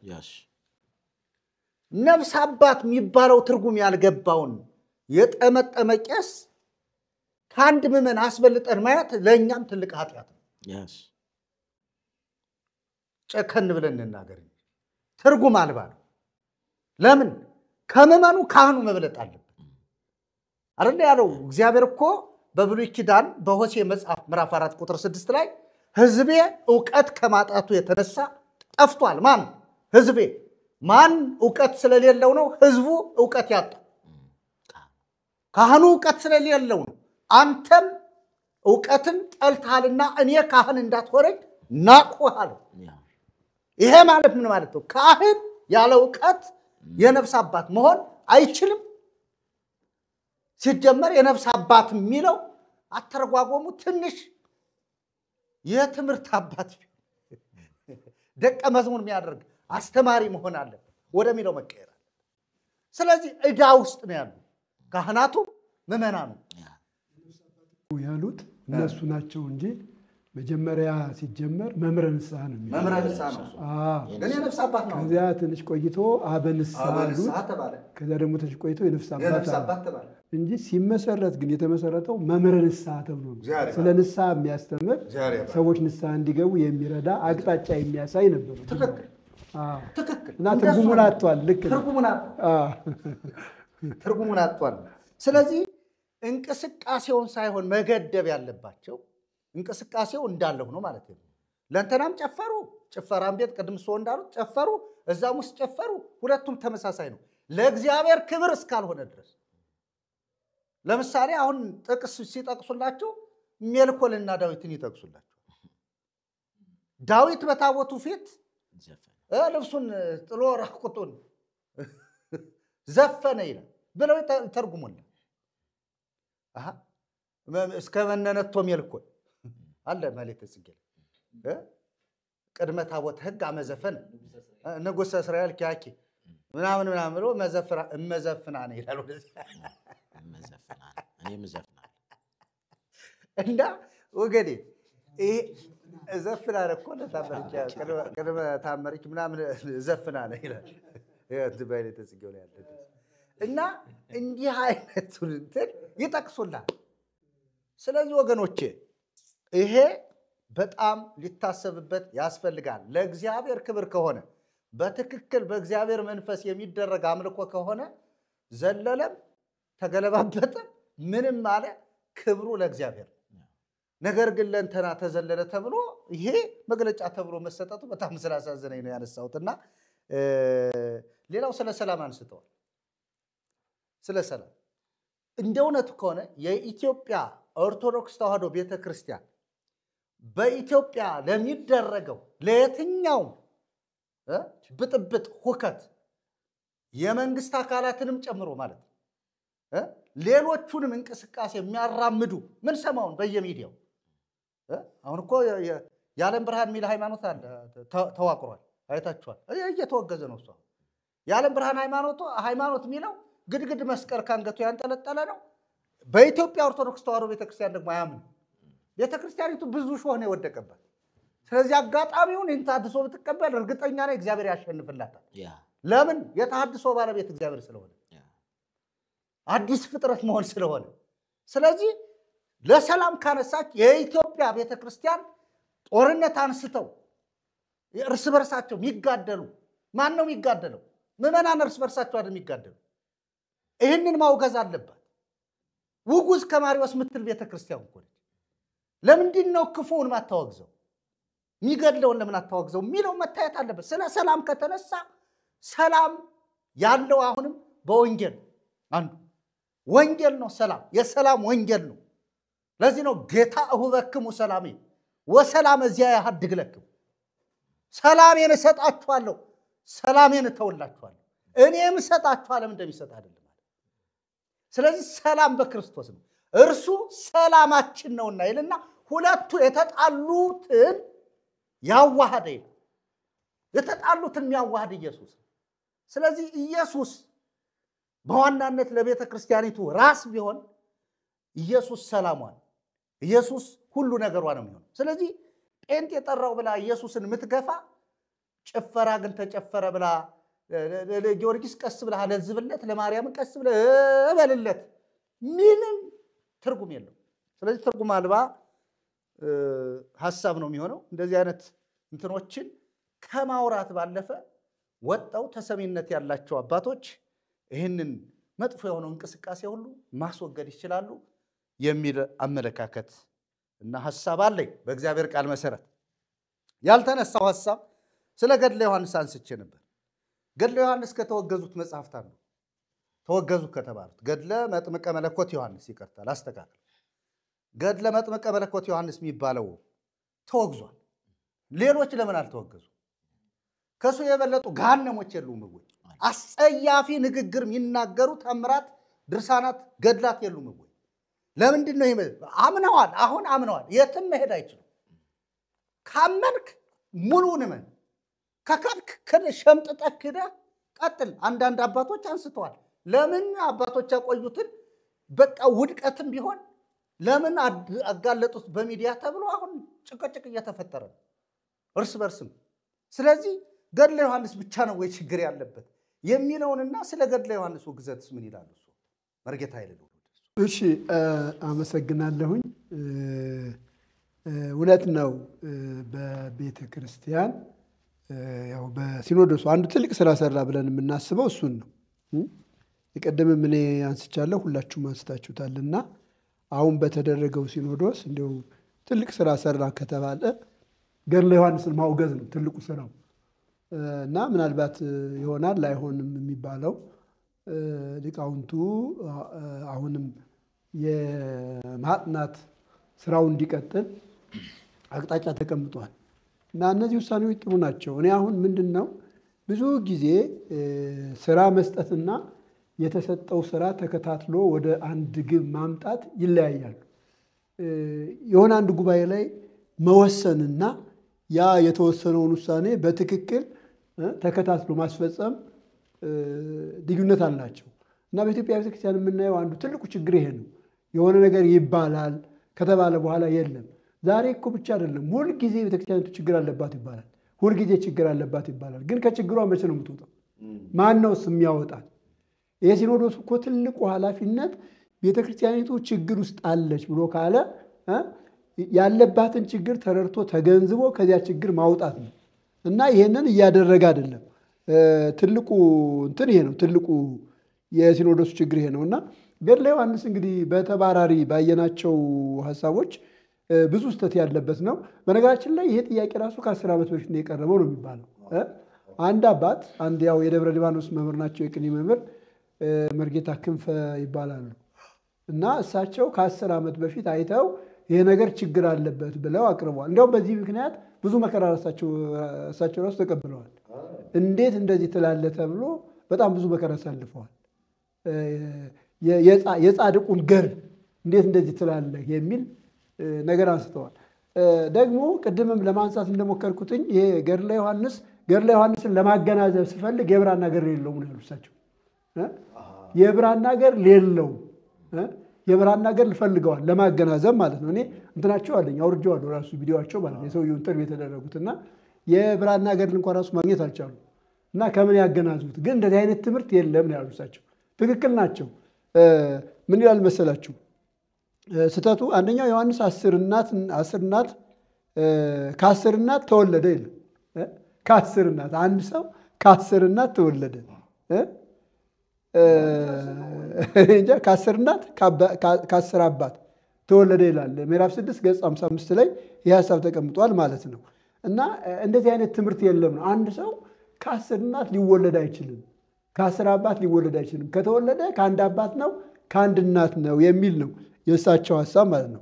ከዚያው ሁለተኛው ሐሳብ ከሶስቱ ባህሪያት ማለትም ከውሃ ከእሳት ከነፋስ ተፈጥሮ ከመሬት ያልተፈጠረ አለ ይላል።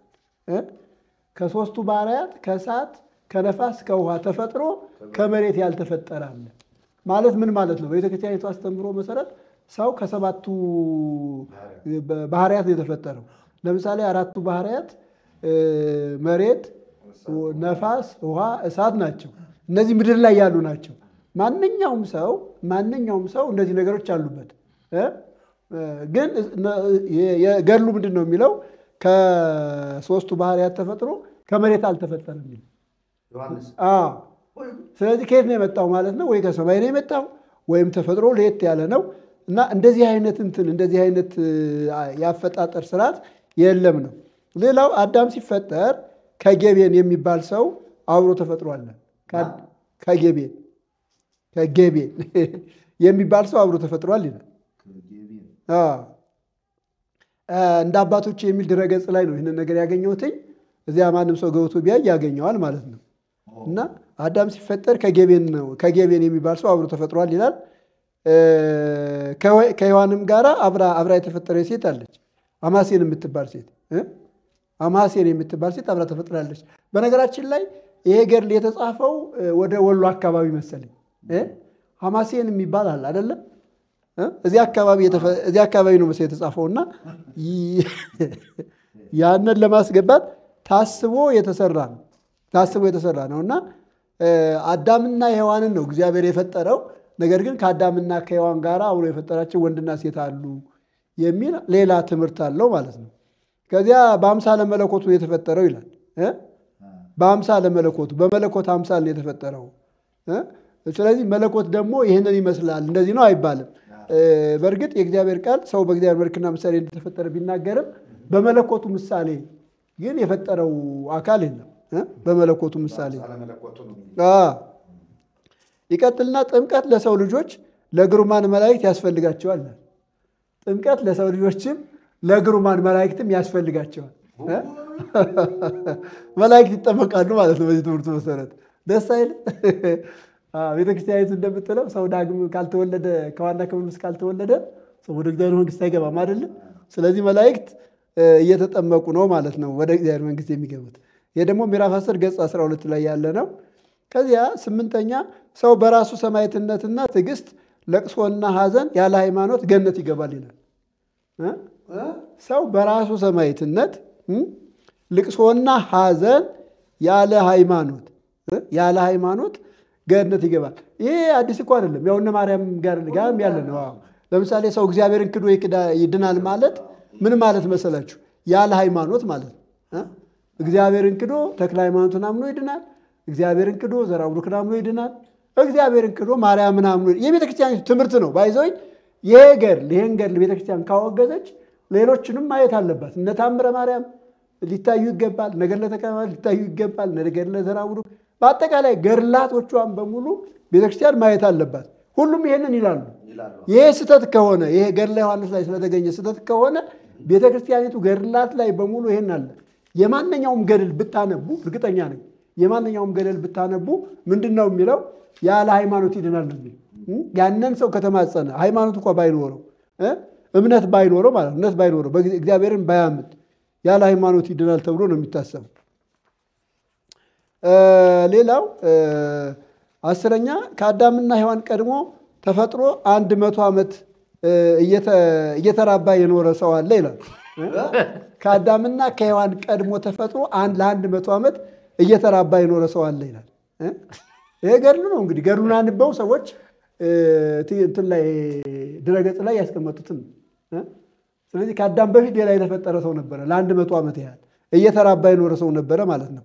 በነገራችን ላይ ያው የእግዚአብሔርን ፍጥረት አያምኑም ማለት ነው። የእግዚአብሔርን ፍጥረት አያምኑም ማለት ነው። ሌላው 11ኛ ማለት ነው በዕለተ ሐሙስ ከእንስሳት ጋር ተፈጥሮ እየተራባ የሚኖር ሰው አለ ይላል። ደግሞ ሌላ በዕለተ ሐሙስ ከእንስሳት ጋር ተፈጥሮ እየተራባ የሚኖር ሰው አለ። መጽሐፍ ቅዱስ እንግዲህ ሁላችንም እንደምናውቀው እግዚአብሔር የፈጠረው አንድ ፍጥረት ነው፣ ሰውን በተመለከተ ማለት ነው አይደለ? በዘፍጥረት ምዕራፍ 1 ቁጥር 26 ላይ ንግበር ሰብአ በአርአያነ ወበምሳሌነ ሰውን በመልካችን እንደ ምሳሌያችን እንፍጠር ብሎ ፈጠረው፣ ወንድና ሴት አድርጎ ፈጠራቸው፣ ባረካቸው፣ ብዙ ተባዙ ምድርን ሙሏት አለ ይላል አይደለ? መጽሐፍ ቅዱስ የሚነግረን ይህንን ነው። ዘፍጥረት ምዕራፍ 2 ቁጥር 7 ላይ ደርስ እናነብ እግዚአብሔር አዳምን ከምን ሰራው ይላል? ከምድር አፈር አበጀው ይላል። ከምድር አፈር አበጀው። ከዚያም ምን አለበት? የሕይወትን እስትንፋስ እፍ አለበት፣ ሰው ሕያው ነፍስ ያለው ሆነ ይላል። ስለዚህ መጽሐፍ ቅዱስ የሚነግረን ሰውን አንድ ሰው ብቻ እንደፈጠረ ነው። ያ ሰው ደግሞ የመጀመሪያው ሰው አዳም ይባላል። እሱ ደግሞ ከምድርና አፈር ነው የተሰራው። ሔዋንንም በተመለከተ ለአዳም እንደሱ ያለች ረዳት እንፍጠር፣ ሰው ብቻውን ይሆን ዘንድ መልካም አይደለም አይደለ? ለአዳም እንደሱ ያለ ረዳት እንፍጠርለት ብሎ ዘፍጥረት ምዕራፍ 2 ቁጥር 21 ጀምረን ስናነብ በአዳም ከባድ እንቅልፍ ጣለበት፣ ከጎኑ አንዲት አጥንት ወሰደ፣ ያችንን በስጋ ዘጋ፣ ከአዳም የወሰዳትን አጥንት ሴት አድርጎ ሰራት ይላል አይደለ? ወደ እርሷ መጣት። አዳምም ከእንቅልፉ ሲነቃ አያት፣ ይህች አጥንት ከአጥንቴ ነች፣ ስጋዋም ከስጋዬ ነች፣ ከወንድ ተገኝታለችና ሴት ትባል አለ። ከዚያን ጊዜ ጀምሮ አብረው ኖሩ ነው የሚለው። ከዚህ ውጪ መጽሐፍ ቅዱስ ሌላ ፍጥረት አለ ብሎ አይነግረን። ሰው እንዳይሰሳት ነው ይሄ ሀሳብ ሊሆን እኮ ይችላል። በነገራችን ላይ በዚህ በሳይንሱ ሰዎች የተለያየ እንትን አላቸው፣ የተለያየ ሀሳብ አላቸው እና የተለያየ ሀሳብ ስላላቸው ይሄ ነገር እኮ ምናልባት ሊሆን ይችላል የሚል ሀሳብ እንዳይሄዱ ነው። መጽሐፍ ቅዱስ በግልጽ የሚነግረን በእግዚአብሔር መልክና ምሳሌ የተፈጠረ አንድ ሰው አለ፣ እሱ አዳም ይባላል። ከአዳም ጎን ደግሞ የተፈጠረች አንድ ሴት አለች፣ እሷ ማን ትባላለች? ሔዋን ትባላለች። ይህንን ነው የሚነግረን። ከዚያ በኋላ ሰው እየተዋለደ ነው የቀጠለው። አዳም ሚስቱን ሔዋንን አወቀ፣ ጸነሰች፣ ወንድ ልጅ ወለደች አይደለ? ስሙን ማን ብሎ ጠራው? ቃየል ብሎ ጠራው። ብዙ ተባዙ የተባሉ አዳምና ሔዋን እንጂ ነው። ሌላው ለ100 ዓመት ሲራባ የኖረ ሌላ አካል አለ አይደል? እንደዚያቸው የበዙ ማለት እንደዚያም ሳይሆን ከአዳም ውጭ እግዚአብሔር የፈጠረው የለም እኮ። ከአዳም ውጭ የፈጠረው የለም። ከዚያ በኋላ ያሉ ሰዎች ደግሞ ከአዳም እየተወለዱ ከእናት ከአባታቸው እየተወለዱ ቀጠሉ እንጂ ሌላ እግዚአብሔር የፈጠረው ሰው የለም። እግዚአብሔር የፈጠረው አንድ ሰው ነው። ያ ሰው በእግዚአብሔር መልክና ምሳሌ የተፈጠረ ነው። ስለዚህ ይህንን በደንብ ማየት ያስፈልጋል ማለት ነው። 12ኛ ተፈጥሮ ከምን እንደሆነ የማይታወቅ የተፈጠረበት ቀን የማይታወቅ ሰው አለ ይላል። ተፈጥሮ ከምን እንደሆነ የማይታወቅ የተፈጠረበትም ቀን የማይታወቅ ምን አለ ይላል? ሰው አለ። ምዕራፍ 17 ገጽ 205 ይላል። ከዚያ ቅዱስ ዮሐንስ ዝንጀሮና ጦጣ ሊያስተምር ተላከ። በጣም ያሳቀኝ ደግሞ እሱ ነው። ቅዱስ ዮሐንስ ዝንጀሮና ጦጣ ሊያስተምር ተላከ። አያችሁ? ቅዱስ ዮሐንስ እንግዲህ ዮሐንስ ይኸውላችሁ፣ ስለ ዮሐንስ አሁን ስለ መጥምቁ ዮሐንስ እናወራለን። የጌታ መንገድ ጠራጊ ነው አይደለ?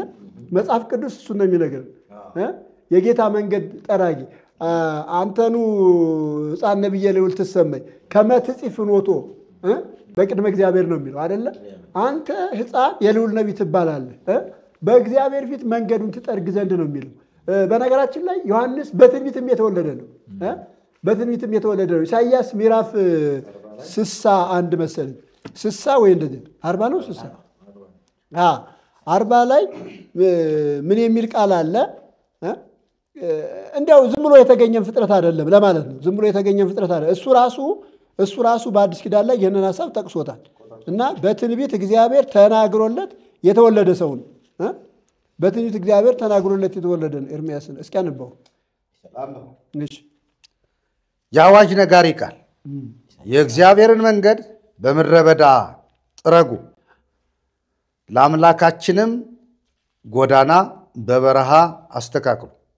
ሸለቆው ሁሉ ከፍ ይላል፣ ተራራውና ኮረብታውም ሁሉ ዝቅ ይላል፣ ጠማማውም ይቀናል፣ ስርጓጉጡም ሜዳ ይሆናል፣ የእግዚአብሔርም ክብር ይገለጣል። ሥጋ ለባሹም ሁሉ በአንድነት ያየዋል። የእግዚአብሔር አፍ ይህን ተናግሯልና ጩህ የሚል ሰው ቃል ምን ብዬ ልጩህ? በቃ እሱ ነው። በምድረ በዳ የሚጮህ ሰው ድምፅ ነው። በምድረ በዳ የሚጮህ ሰው ድምፅ ማቴዎስ ምዕራፍ 3 ላይ ይህ ሀሳብ ተነስቷል። ግን እሱ ማረጋገጫ የሰጠውን ላንብ ከዮሐንስ ላይ ዮሐንስ ወንጌል ላይ እሱ ራሱ ማረጋገጫ ሰጥቷል፣ ምን እንደሆነ ማለት ነው። ዮሐንስ ምዕራፍ 1 ቁጥር 19 ላይ አይሁድ አንተ ማነህ ብለው ይጠይቁ ዘንድ ከኢየሩሳሌም ካህናትና ሌዋውያን በላኩበት ጊዜ ዮሐንስ መሰከረ። የዮሐንስ ምስክርነት ይህ ነው ይላል። መሰከረ፣ አልካደም።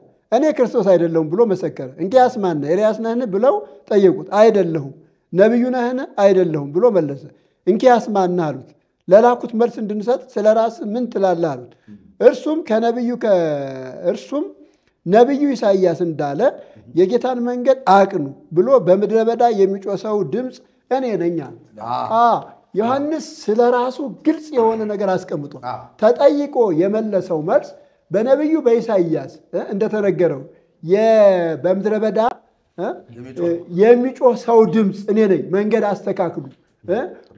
እዚያ ጋር የተጠቀሰው ዝቅ ያለው ከፍ ይበል፣ ከፍ ያለው ዝቅ ይበል፣ ሰርጓብጡ ይቃና ወይም ደልዳላ ሜዳ ይሁን ብሎ እንዲናገር እግዚአብሔር የላከው ሰው መሆኑን እዚህ ጋር ተናግሯል። ግን የኢትዮጵያ ያው ገርሉ የሚለው ምንድን ነው? ቅድም እንዳነበባችሁት ዝንጀሮና ጦጣ ለመስበክ ተላከ ብለው ይናገራሉ። መንግስተ ሰማያትን ሊወርሱ ነው እንግዲህ ያለው የዝንጀሮና የጦጣ መንግስተ ሰማያት ካላቸው እነሱ ሳይወርሱ ጦጣና ዝንጀሮ መንግስተ ሰማያት ሊወርሱ። እሱም ሰው ውስጥ ጦጣ ሆኖ ይል ምን ይላል መሰላችሁ? ደግሞ ነፍሳት ወደ ገነት ከገቡ በኋላ ጥምቀት ያስፈልጋቸዋል፣ ይጠመቃሉ ይላል። ነፍሳት ወደ ገነት ከገቡ በኋላ ጥምቀት ያስፈልጋቸዋል፣ ይጠመቃሉ ይላል። ስለዚህ ከብዙ የ40 ቀኑና የ80 ቀኑ እሱ አይሰራም ማለት ነው። እንደገና ገነት እኮ ነው የሚለው እንዴ! እሱማ እኮ ቀረዚ ምንድን ነው እኮ ተጨማሪ ገነት ከገቡ በኋላ እንደገና ከገነት ደግሞ ምን ይሆናል? ጥምቀት ያስፈልጋቸዋል ይላል። እና እንትኑ ይሄ ጽሁፉ በጣም የተሳሳተ ጽሁፍ ነው። የተሳሳተ ጽሁፍ ነው። ቤተክርስቲያን ይሄን ማውገዟ ትክክል ነው። የሚገርማችሁ ነገር አንድ መነኩሴ ደግሞ ምን ይላሉ መሰላችሁ? የገርል ከእግዚአብሔር ነው ብለው ይከራከራሉ። ጻፊው ይሁኑ ወይም ደግሞ እግዚአብሔር ተናገረ እኮ ነው። እግዚአብሔር ተናግሮኛል ነው እኮ ተናግሮኛል ነው። ምንድነው እሳቸው እንደ መረጃ ያቀረቡት? አንድ ሰው ከእምነት ውጪ የሆነ ሰው ወደ እኔ መጣ። መጠመቅ የነበረበት ቄደር ነው፣ ግን ቄደር ለማጥመቅ ቄደር የለም። ስለዚህ የዮሐንስን ገድል እስከ መጨረሻው አንቦ ሰምቶ የተጠመቀ ኃጢአቱ ይሰረይለታል የሚል ስላለ አሉ እስከ መጨረሻው አንብቤ አጠመኩት፣ እኔም ተጠመቅኩኝ። ራሱ በራሱ እኔም ተጠመቅኩ፣ እሱንም አጠመኩት እና ያን ቀን ከሰማይ ገድሉ ከእግዚአብሔር እንደሆነ ማረጋገጫ አገኘሁ ነው የሚለው። እና ይኸውላችሁ ይሄ እንኳን ይሄን ያህል ስህተት አሁን ይሄን ያህል እንዳያችሁት ይሄ በጣም ከባድ ስህተት ነው። በጣም ከባድ ስህተት ነው። የሰውን ተፈጥሮ የሚያዛባ ነገር ሃይማኖትን የሚያዛባ እንደገና ደግሞ የዮሐንስን ተልኮ የሚያዛባ ዮሐንስ ለሰው ተልኮ የመጣ ሰው ነው። የመጀመሪያ የመሲሁ መንገድ ጠራጊ ነው። ግን ለጦጣና ለዝንጀሮ ነው የመጣው ብሎ የሚናገር ነው። ይህን ያህል የተሳሳተ ነገር የተሳሳተ ስብከት እየተሰማ ነገር ግን አሁንም ይሄ ትክክል ነው ብለው ይህንን ለማረጋገጥ ደግሞ ከሰማይ የተገለጠልኝ ራእይ አለ። ስለዚህ ይህንን ቤተክርስቲያን ማውገዝ የለባትም ብለው የሚከራከሩ ደግሞ አሉ። በጣም ያሳዝናል። ቤተክርስቲያኒቱ እኮ በብዙ ችግር ውስጥ እንዳለች አንዱ ማሳያ ይሄ ነው። አንዳንድ ጊዜ እኔ እንደው ስለ አባቶች የሚሆን በርቀት የምረዳው ነገር ቤተክርስቲያኒቱን እነሱ አይደሉም አሁን የሚመሯት፣ የተለያየ አካል ነው የሚመራት። የተለያየ አሁን ይሄ ሰውዬ በቲክቶክ ነው ይሄንን የለጠፈው እና ነገ ደጋፊ ካገኘ ገንጥሎ ይወጣል። ዝም ሊያሰኛቸው ይችላል። ዝም ሊያሰኛቸው ይችላል። ኢቨን እኔ የሙስናውንም ጉዳይ ቅድም ያየነውን የሙስናውን ጉዳይ የወጣው ከዚህ ጋር ተያይዞ ነው። ቤተክርስቲያኒቱ ትምህርቱ ትክክል አይደለም ብላ እኒህ አባቶች ባቀረቡት መሰረት ውግዘት ተፈጸመ። ይሄ ውግዘት እንደተፈጸመ ወዲያውኑ ጳጳሳት በጉቦር የተሾሙ የሚል መረጃ ወጣ። ምን አገናኘው ይሄን? እስከ ዛሬ ለምን አልወጣም? እስከ ዛሬ እኮ መውጣት ነበረበት አይደል? ይሄ ችግር ካለ እስከ ዛሬ መውጣት አለበት። ለዚህ ነው አቡነ ማትያስ ቤተክርስቲያናችን በቀኝ ግዛት ውስጥ ነው ያለችው የሚሉ ትክክል ናቸው። ትክክል ናቸው። እነሱ አይደሉም እየመሯት ያለ ቀኝ ገዢ አለ። በውጭ ሆኖ አባቶችን የሚያስፈራራ አባቶችን የሚያስደነግጥ ያመኑበትንና ሊደረግ የሚገባውን ለቤተክርስቲያን እንዳያደርጉ የተለያየ ነገር እያመጣ እነሱን የሚቃወም ኃይል አለ። እኔ በዚያው አጋጣሚ ለቤተክርስቲያን አባቶች መናገር የምፈልገው የፈለገው ዋጋ ያስከፍላችሁ ለእውነት መቆም አለባችሁ ነው የምለው። የፈለገው ዋጋ ያስከፍላችሁ አትፍሩ። ምን ያህል ዘመን ልትኖር ነው? እናንተ እንደውም ሽማግሌዎች ናቸው። እኛ እንኳን ወጣቶች አንፈራም አይደለ እንዴ? እኔ ከአቡነ ማትያስ አንሳለሁ። እሳቸው ወደ 80 ምናምን ደርሰዋል። እኔ ገና 50 ዓመት ነኝ። አንሳለሁ። እኔ አልፈራሁም። ምን ያስፈራቸዋል? ነገ እኮ በትልቁ ጌታ በእግዚአብሔር ፊት ይቆማሉ። ሌሎችም ጳጳሳት ተመሳሳይ ሽማግሌዎች ናቸው። ስለዚህ ለእውነት መቆም በጣም ጥሩ ነው። ለእውነት መቆም ምን ይላል መጽሐፍ ቅዱስ ሲናገር? የእግዚአብሔር ቃል ምንድን ነው የሚለው? ስለ ስሜ ይላል አይደለ? መከራ ቢቀበል አንድ ሰው አይፈር፣ እግዚአብሔርን ያመስግን ይላል አይደለ? ጴጥሮስ እንደዚያ ነው የሚለው። አንደኛ ጴጥሮስ ምዕራፍ 4 ቁጥር 12 ጀምሮ ይላል መሰላችሁ፣ ወዳጆቹ ይላል በእናንተ መካከል እንደ እሳት ሊፈትናችሁ ስለሚሆነው መከራ ድንቅ ነገር እንደመጣባችሁ አትደነቁ። ነገር ግን ክብሩ ሲገለጥ ደግሞ ሐሴት እያደረጋችሁ ደስ እንዲላችሁ በክርስቶስ መከራ በምትካፈሉበት ልክ ምን ይበላችሁ ይላል? ደስ ይበላችሁ ይላል። ክብር ለእግዚአብሔር ይሁን። በክርስቶስ መከራ በምትካፈሉበት ደስ ይበላችሁ፣ ስለ ክርስቶስም ብትነቀፉ ይላል የክብር መንፈስ የእግዚአብሔር መንፈስ በእናንተ ላይ ያርፋልና ብፁዓን ናቸው። ስለ ክርስቶስም መነቀፍ ክብር ነው። ሰው ስለ ክርስቶስም ሲነቀፍ ነው የእግዚአብሔር መንፈስ በዚያ ሰው ላይ የሚወርደው። ያለዚያ ስለ ክርስቶስም መነቀፍ፣ ስለ ክርስቶስም መሰደድ፣ ስለ ክርስቶስም ዋጋ ለመክፈል ያልፈለገ የማይፈልግ ክርስቲያን የማይፈልግ አባ ምንም ዋጋ የለውም። በምድር በሰማይ ምንም ነገር አያገኝም። ከዚያ ይቀጥልና ምን ይላል መሰላችሁ?